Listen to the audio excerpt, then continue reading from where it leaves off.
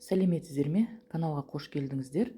Егер де тіркелмеген болсаңыздар, тіркеліп лайк басып, комментарий жаза отырыңыздар. Бүгінгі біздің видеоролигіміз осы әдемі гүл бегония муссонаға арналады. Бұл гүл көп жылдық шөптесін өсімдікке жатады. Жапырағының үлкендігі ұзындығы 15 см, ені 17 см болады. Ал гүлдің өзінің биіктігі 30 см, ал одан да биіктігі өте биік 1,5 метрге дейін өседі екен. Бұл местный гүл, теплицадан өсірілген. Енді өздеріңіз білесіздер, местный гүлдерді міндетті түрде біз басқа топыраққа отырғызуымыз керек. Бүгінгі осы видеоролигімізде біз осы бегония гүлінің күтімі туралы айтатын боламыз. Қалай суарылу керек, қандай топыраққа егуіміз керек, ыдысы қандай болу керек, соның барлығын айтатын боламыз. Енді бұл бегонияның күтіміне келетін болсақ, бұл үлкен дренаж тесіктері бар ыдыс таңдаймыз.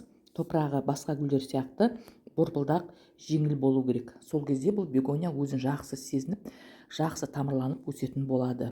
2-3 жылдық үлкен өсімдік, ол ондай күтімді қажет етпейді. Ал өскіндерді немесе жаңадан әкелген өскінді, оны қайтадан басқа топыраққа отырғызу үшін оның топырағы құнарлы болу керек. Бұл дегеніміз келешек гүліміздің жайқалып әдемі болып өсуіне ықпал жасайды.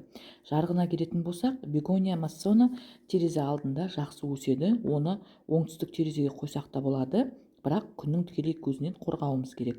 Бұған жақсы жарық керек. Ал егерде көлеңке жерге қоятын болсақ, ол гүлдің өлуіне себепші болады. Ол көлеңке.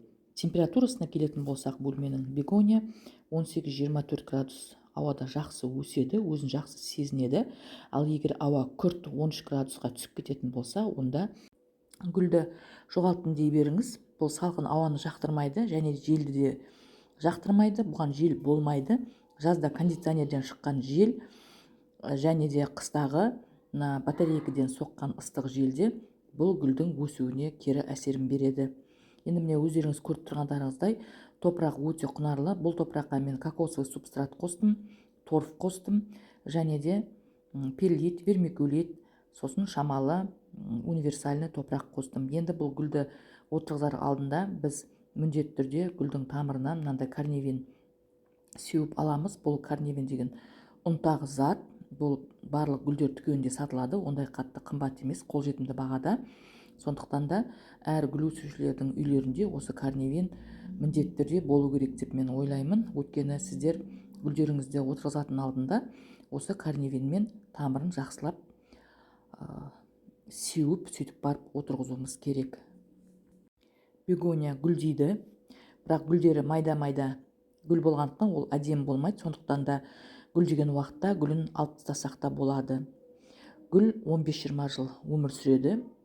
Күтімі егерде жақсы болып жатса, оның өмірін 5 жылға дейін ұзартуға болады. Бұл гүлдің гүлдеуі, егерде кім материалдық жағдайын жақсартқысы келсе, немесе бизнеспен айналысып жүрген адам болса, осы гүлдеген уақытта бөлмелеріне әкеліп қойса, ол жақсы адамдарға әсер етіп, материалдық жағының жақсаруына, көбеюіне көмектеседі деген ырымдар бар екен. Бірақ енді мен өзім ондай ырымға сене бермеймін. Өздеріңіз көріп тұрсаңыздар, мынау домоцвет деген тыңайтқыш.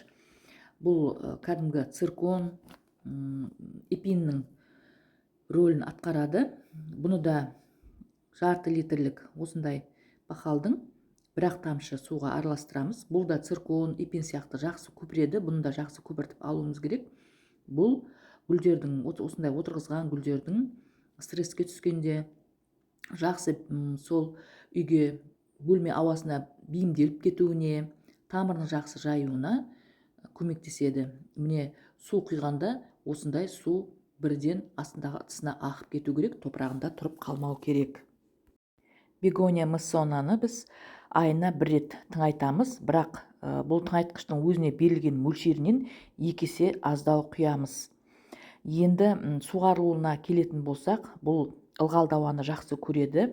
Оған ауа ылғалдағыш болса жақсы болады, өйткені үнемі ауаны ылғалды қылып тұратын. Егерде ондай құрылғы жоқ болатын болса, ол кезде біз бұл гүлдің астына үлкендеу ыдыс қойып, сол ыдысқа керамзит салып, керамзитке су құйып, сөйтіп гүлімізді салып қойсақ, ылғалды ауа беріп тұрады, және де топырағының үстіңгі қабаты 2 см құрғаса, сол кезде су құя беруге болады. Міне енді өздеріңіз көргендеріңіздей осындай шұңғыл ыдысқа керамзитті бірінші саламыз, сосын ішіне су құйып, осыған гүлімізді салып қоямыз. Сол керамзиттегі су біртіндеп ауаға ұшады да біздің ауамызды ылғалдап тұрады. Міне мен сіздерге осы бегония массона туралы кішкене видеоролик түсірдім. Менің осы видеом сіздерге пайдалы болды деп ойлаймын. Сіздермен болған бақыт, сау саламатта болыңыздар.